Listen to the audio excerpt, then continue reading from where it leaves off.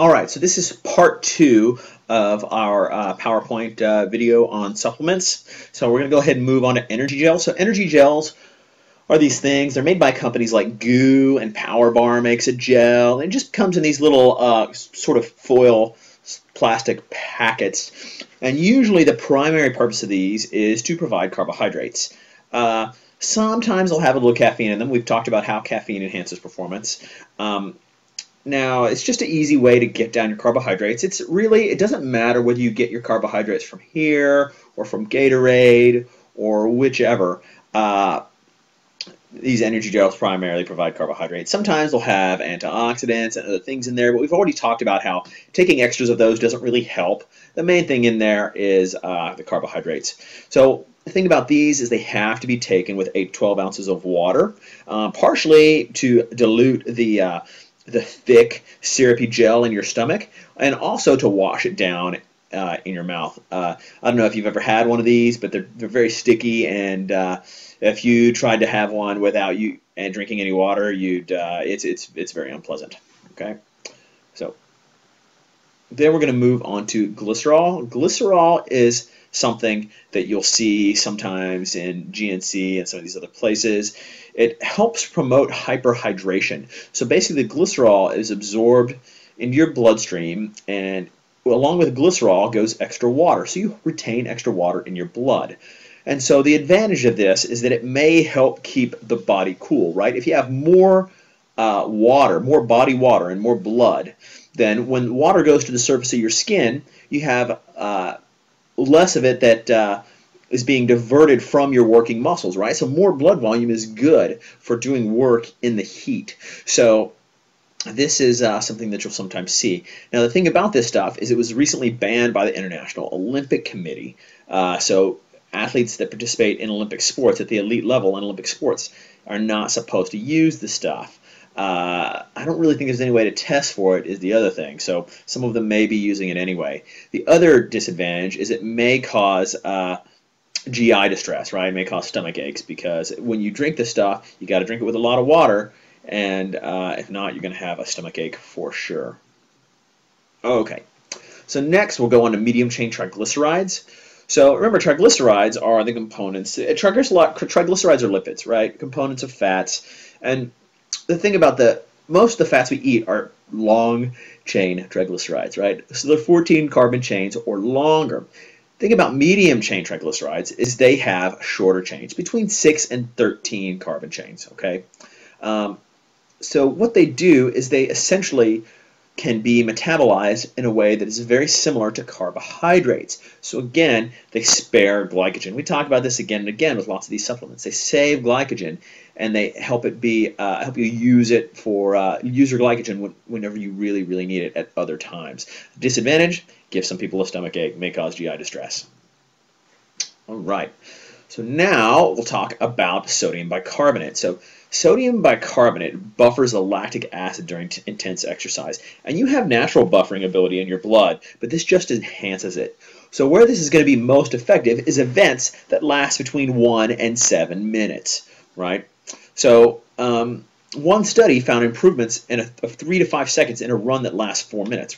So if you are an elite mile runner, right, you're going to be right around 4 minutes. And if you can save 3 to 5 seconds, if you can save 5 seconds off your run, that could be the difference between first place and third place, right? It's a big difference between a gold medal and a bronze medal, or maybe no medal. So you can definitely see why athletes would be tempted to do this. The dosage of sodium bicarbonate, proper dosage, is between 0.3 and 0.5 grams per kilogram of body weight, right? So people fall, right in that range. The main downside of this is there's a risk of intense GI distress. So I'll tell you guys about an example of a racer that I had that I was coaching, that he comes down to race at the velodrome, the bicycle racing track, and he was like, "Oh, Sean, I got to go home." And I said, "Why do you have to go?" He's like, "Oh, I bicarbonate loaded before I came here, and I got to go home and use the bathroom." Because the bathrooms there at the racing track are in the park, and they're really disgusting. So it completely ruined his entire race day, right? Luckily, he lived close to home, and he could make it home. But he basically had bad diarrhea from using this stuff. So if you do ever use this, or anybody that does do this, they need to start off with a very low dose and give it a try. You also never try it for the first time on race day, like this guy did. And then there's something called sodium citrate that has a very similar effect. So sodium bicarb buffers things. It's going to work in your shorter events, but not super short, 1 to 7 minutes ideally. But you got to be careful of GI distress. Okay. Chromium as a supplement you'll frequently find in weight loss supplements. So chromium claims to increase muscle mass, decrease fat mass, and it's relatively safe. Probably it's not going to hurt you, but the thing is, it most likely has no ergogenic effect. It has no advantage, as most people, especially in the U.S., consume enough in their diet. So this is an example of one of those things where people are lacking, it could help them, even though very few people are. And so the fact that it works in chromium is important for fat metabolism, so the supplement companies go, oh, it's important for fat metabolism, you better take extra to make sure you're burning fat. But it doesn't really work that way if you already have enough.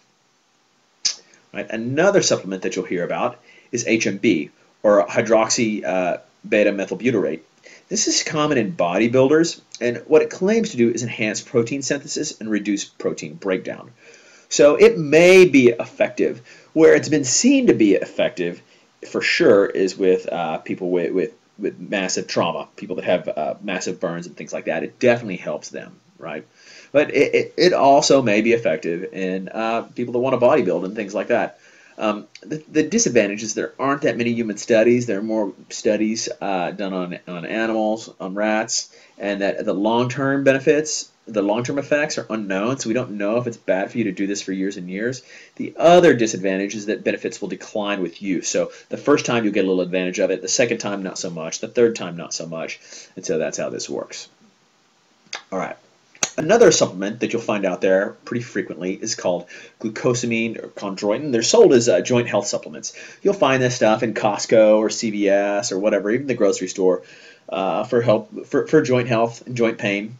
And this stuff very well may work. So I'll give an example of a National Institutes of Health funded study that tested glucosamine alone, it tested chondroitin alone, and it tested the two of them together.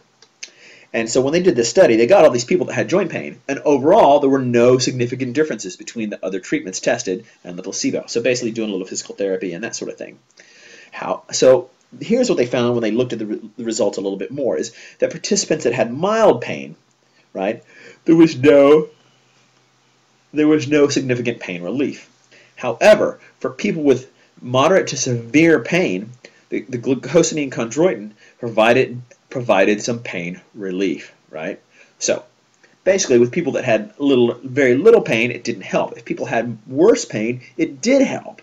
And so the researchers said that because of the small size of the group, they need to do some more work to see if this stuff is really effective.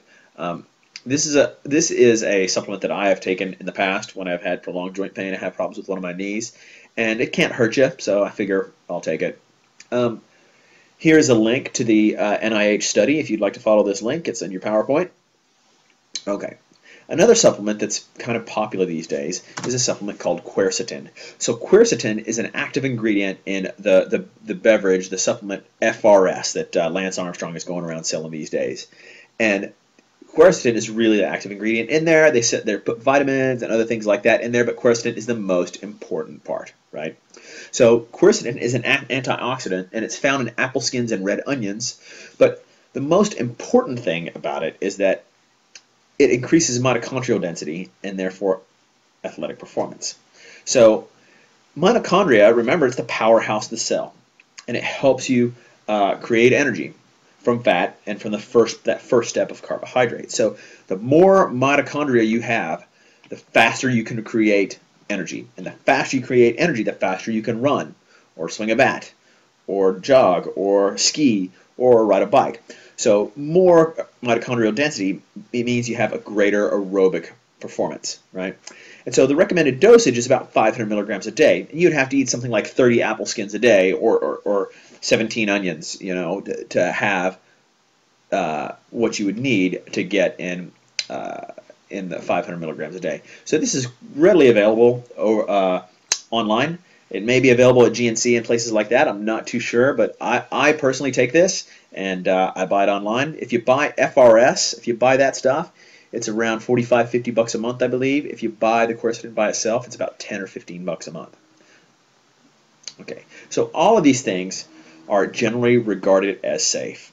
All the things I've covered, basically, except for the ephedra, is generally regarded as safe. You need to be familiar with that term and understand what it means. Basically, it says that the FDA says this stuff is safe, right?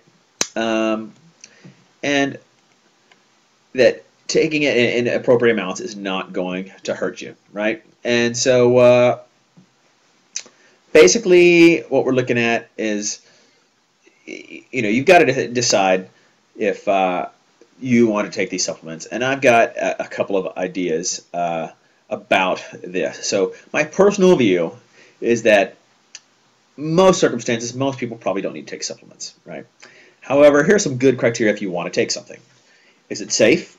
Is it expensive, right? So can it hurt me, and will I spend too much money on it and just have expensive pee? The other thing is, if you're an elite athlete that may have to take drug test, will it make me fail a drug test? Because that's important. And will it actually help me in any way, right? So if it's not going to hurt you, and it may work, and it's not overly expensive and won't make you fail a drug test, then why not? That's why I sometimes take the glucosamine chondroitin, and I frequently take the quercetin, right? So I think that if a supplement meets those criteria, then there's no harm in taking it. It can't hurt you. Then go ahead, give it a go. Although keep in mind, it's probably best to discuss any supplement with your physician or your registered dietitian. So with these supplements, for the most part, what I really am not looking at specific dosages and things. More like, does it work? Who does it work for? Who might use it? What are the dangers? What are the advantages? That sort of thing. So hope you found this useful, and we'll move on to our next video.